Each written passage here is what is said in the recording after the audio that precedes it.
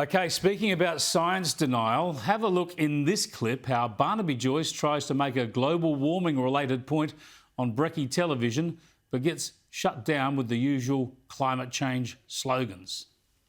We've solved global warming, we've solved the drought, we've obviously fixed that problem, so next go on to the next one. Well, we haven't, because global warming actually creates rain as well, but we'll talk about that again.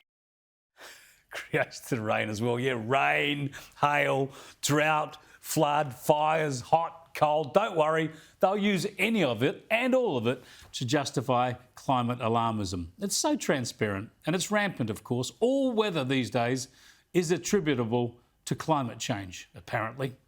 And the absence of factual, rational analysis means that unchecked rhetoric and emotionalism is used to both motivate and justify ridiculous protests around the world, like these ones in the UK.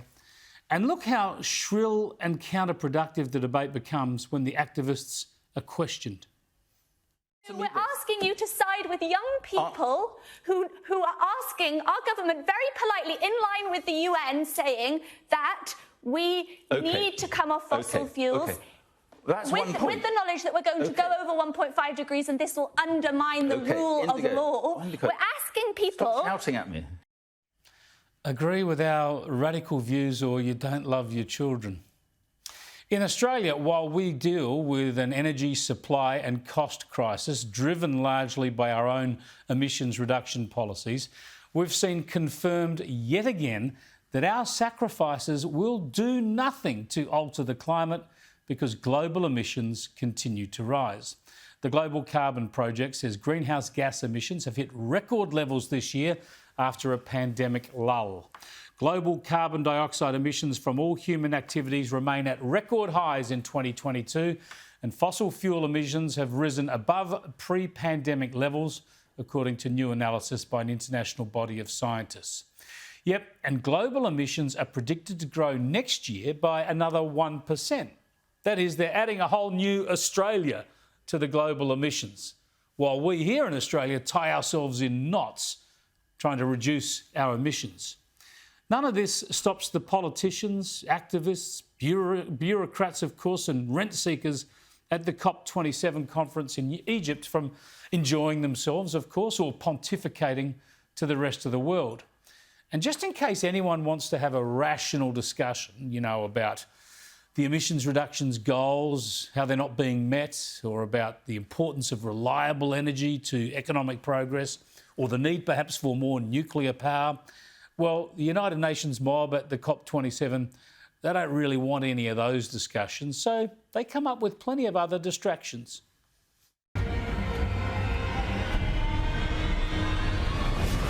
Kat. I'm here with a special guest that we were very keen to interview. Good afternoon. The COP president was informed that you were very keen to be accredited and be at COP27. Would you let us know a little bit more about you?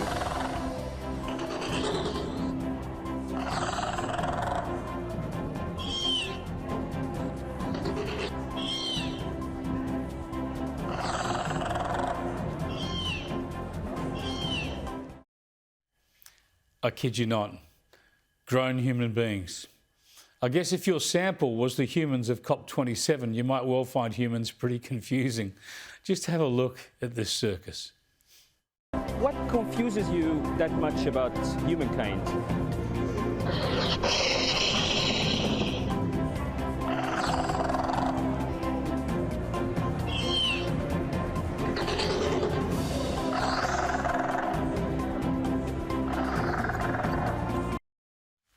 Yeah, at the UN conference, according to the Raptor at least, it's all about extinction too. So there's no difference between the message from these official boffins at the UN and the slogans we get from the nutters at Extinction Rebellion. That's how far off beam the whole UN process has become. Yet we send government ministers along and we sign up to their reparations agenda. Any parting thoughts that you want me to take to the states parties?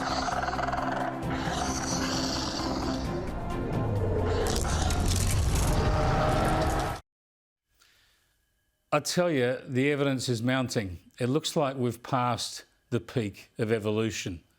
The meteor can't be far away.